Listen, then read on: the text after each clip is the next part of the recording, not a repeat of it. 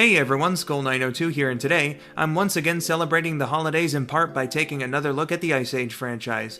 3 years ago I talked about my love for the original film, and last year I reviewed its sequels. This time around I'm taking a gander at the Ice Age short films. Mostly focusing on Scrat, these were released either as extras on home video or theatrically in front of other 20th Century Fox films. So, let's see how the folks at Blue Sky did with these short form installments of the series. Much like last time, I'll cover the first but won't go into too much detail since I reviewed it in the first video and don't have much more to say on it, but I still think Gone Nutty is a fun little short that does a job well done making a fun, simple story with Scrat at the helm.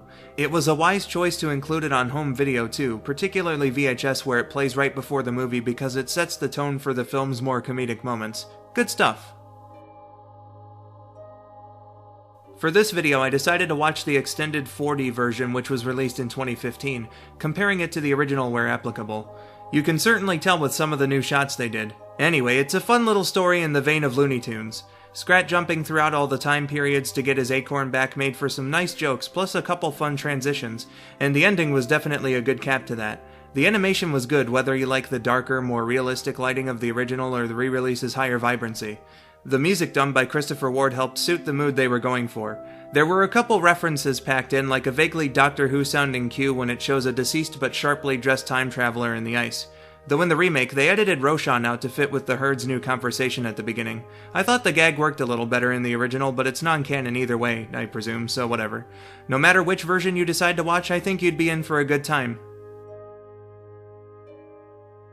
The only short not to focus on Scrat, Surviving Sid is about the titular sloth leading a troop of kids on a camping trip, where he generally makes a pain in the ass of himself. It had a couple good jokes here and there, and the ending was nice, though a fair bit of the humor falls flat with Sid perhaps being a bit too annoying. Though it's not the worst thing in the world, really. I'm sure most kids would be fine seeing his antics. The animation's nicely done, however, and we once again have a good, fitting musical score, this time by Michael A. Levine. Nothing particularly great here, but it's fine enough as it is.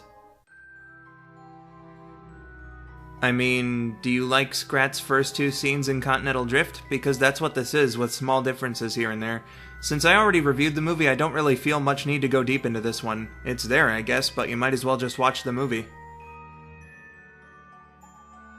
Same thing as last time. Aside from a small tiny little bit with Manny, Sid, and Diego at the end, it's just the first few minutes of Collision Course. And Collision Course sucked ass. Moving on. Guess I have to repeat myself. It's the same thing, basically. All of Scrat's scenes from Collision Course sucked little twisty disgusting wieners, blah blah blah. They did change the scene where he's speeding toward Earth to add a new one about him dealing with Rule 63 alien versions of himself called Scratazons, so I'll give it a smidgen of slack for at least adding a slight amount of originality. Still, not worth the watch in my book. It's a compilation of scenes from a bad movie with an extra forgettable scene in it. Well, shit. You know, at least the movies were a steady decline. Here we have 2 good short films, an alright one, and then 4 lazy ones that barely qualify as short films. I thought I felt it with the movies, but I think the fall of the franchise is pretty evident looking at these. It's like they lost their confidence to try and make something original after the third one, and I've gotta say, the disappointment is real. Ice Age could have been more, man. What's that? There is more? What does that entail? Dear God. Well, not looking forward to that. Hopefully these aren't as painful. See you for the review next year, everybody. I've been Skull902, thank you for watching, and have yourselves a wonderful holiday. This dumb hippo thing still looks fucked up. There were a couple references packed in, like a vaguely Doctor Who sounding cue when it shows a decent... We don't know if he was decent.